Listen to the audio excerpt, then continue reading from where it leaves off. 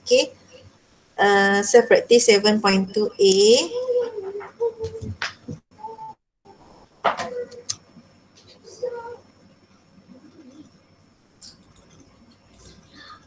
Question number 1. Draw a speed time graph based on the given table. Senang je. Plot point. Lukis graph apa tu, lukis y-axis, x-axis, then plot point, and then joining all the points. So dapatlah graph satu. This is for 1A. 1B. This is the answer.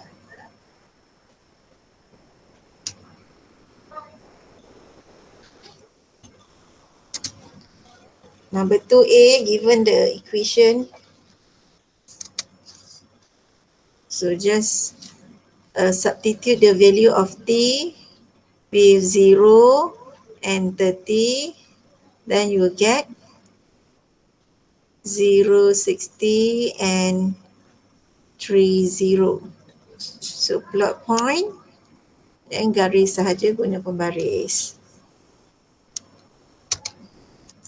For B sama juga. T ni ganti dengan 0 and 5. Then you will get 0, 0 and 5, 15. So plot point 0, 0, 5, 15. Then draw a straight line. That's all for 7.2a.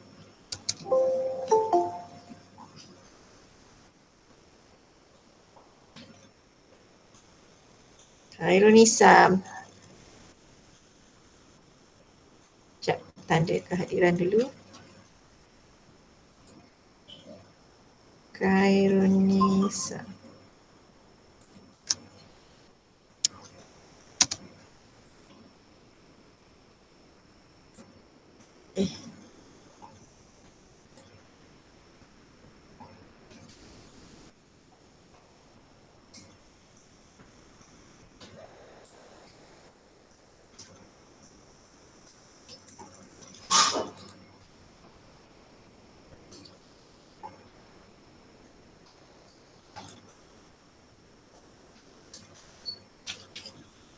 Okay, this is part 5, graph of motion. Masih dekat speed time graph. Objective 5, make a relationship between the area under speed time graph and the distance travel and hence determine the distance. Okay, yang before this you belajar distance time graph. Distance time graph ni dia senang. Tapi kalau speed time graph dia susah sikit. So what is the relationship between the area under the graph? So kalau tengok graph yang pertama ni, graph yang pertama ni adalah distance time graph. Macam yang cikgu ajar sebelum ni, if distance time graph, the gradient equals to speed. Tapi bila kita tukar kepada speed time graph, dia punya gradient tu dah jadi straight line macam ni. Kalau speed time graph yang straight line ni maksud dia apa? Stop kan? Ataupun the car or the particle or the object are in stationary. Tapi untuk speed time graph, kalau dia mendatar macam ni, ini bukan maksudnya dia stop. Ini maksud dia uniform speed ataupun hal laju sekata ataupun hal laju dia sama je, tak berubah. So ini maksud dia ya. Jangan terbalik dengan speed time graph. Dengan distance time graph. Distance time graph kalau bentuk macam ni maksudnya dia stop. Okay.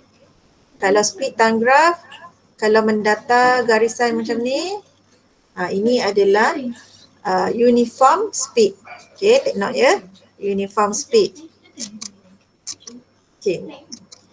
The area under a speed time graph is the same as the distance travel for the same time interval.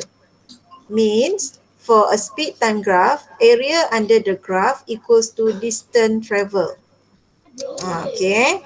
Contoh. Ini adalah speed time graph. Sekarang kita nak cari distance travel bagi objek ni. Okay. Sekejap ada orang nak masuk. Hai Kavila.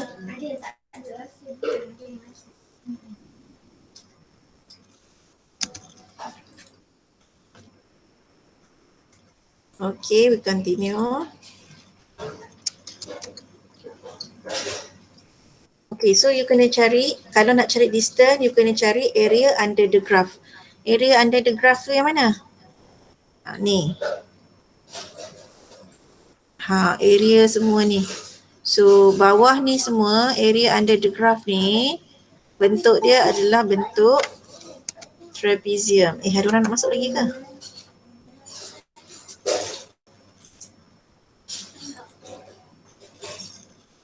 Auni Syaza. Auni Syaza.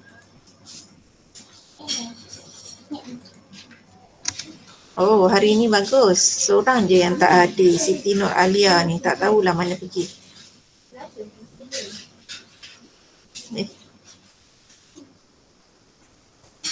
Okay. So, area under the graph, bentuk dia adalah bentuk trapezium. So, guna formula trapezium. Distance equals to area of trapezium. So, 1 over 2, area trapezium 1 over 2 time base times total 510 ni. Total yang AB, biasanya kita tulis AB kan, biasa formula dia 1 over 2 times A plus B times H. So kat sini yang AB ni adalah yang garis lurus ni. Okay, so 1 over 2 times 5 plus 10 times H. H ni yang ni 4 over 5. So yang ni guna kalkulator sahaja, you akan dapat 6 km. So ini adalah distance travel by this object. Ataupun kalau tengok kat sini km per hour ni mungkin kereta. So jarak kereta ni pergi adalah sejauh 6 km. Okay. Ini dia punya speed lah. Ini time dia.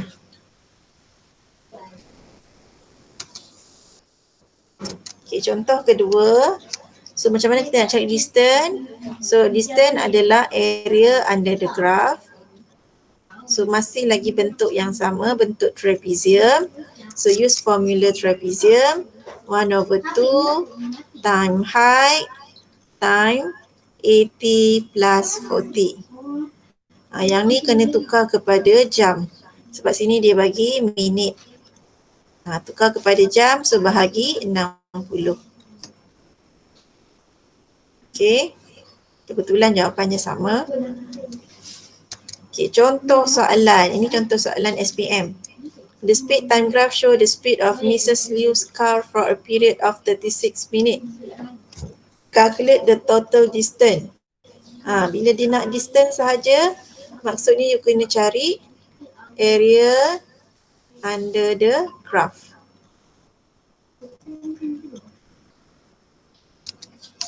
So kena cari area under the graph. Maksudnya area semua ni. Macam mana nak kira ni? Ni bentuk apa pula? So kalau soalan macam ni, kita boleh pecah-pecahkan dia. Yang sekejap Okay. Mula-mula kita ambil yang ni. Yang warna kuning ni kita namakan dia A. So yang kedua ni mungkin kita boleh letak B. Yang ketiga ni boleh letak C. A ni bentuk triangle. Ini bentuk trapezium.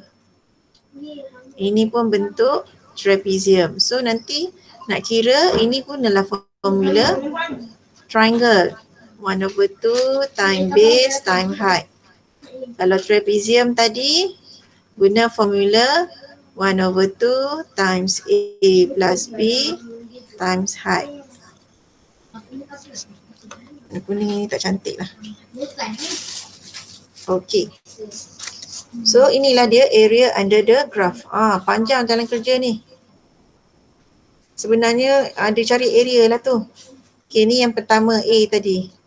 1 over 2 times panjang ni adalah 10. Tapi sebab ni dalam minit, kena tukar kepada jam. So 10 bahagi 60 times 72. 72 tu adalah tinggi triangle ni. Lepas tu guna calculator, you akan dapat 6. Next, yang kedua ni adalah bentuk B. Bentuk B 1/2. Masa dia 20 tolak 10. Akan dapat 10. 10 tukar kepada jam. Divide by 60. So 10/60. Lepas tu nak cari dia punya tinggi. Bukan, dia punya nak tambah 2 ni kan.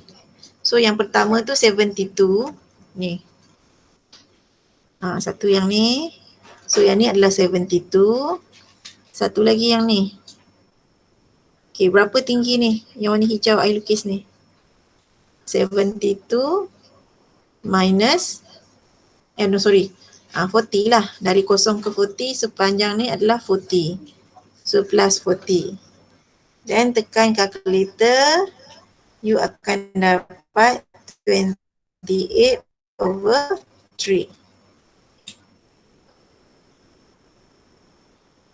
Okay, next.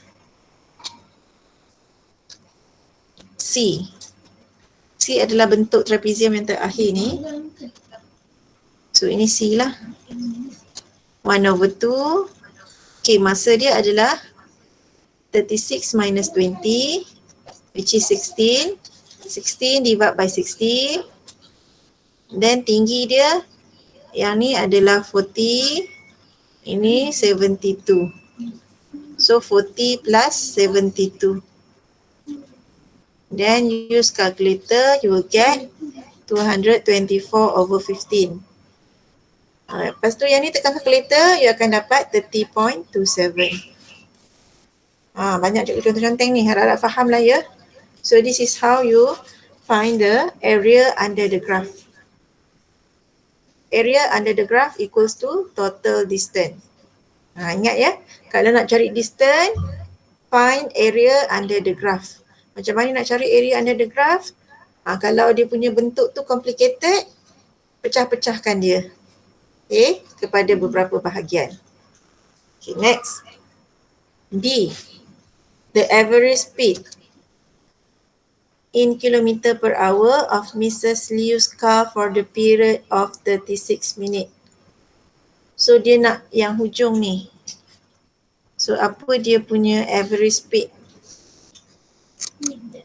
So kira guna formula lah, average speed adalah total distance over total time. Total distance tadi kita dah kira dekat A. Kat sini tadi total distance. Tadi kita dapat 30.27 km. Soalan SPM dia memang berkait macam ni. So maksudnya kalau you salah A, B automatik salah. So kena hati-hati dekat A ni, kena kira betul-betul. Lepas tu yang time taken ni kena tukar kepada jam. So divide by 60. 36 divide by 60. So yang ni guna calculator akan dapat 50.45 km per hour. Okay, boleh? Ada soalan?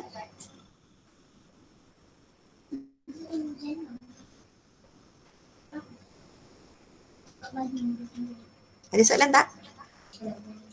Tak ada. Tak ada. Okay, thank you for respond. Beda. So this is your homework, self-practice 7.2b.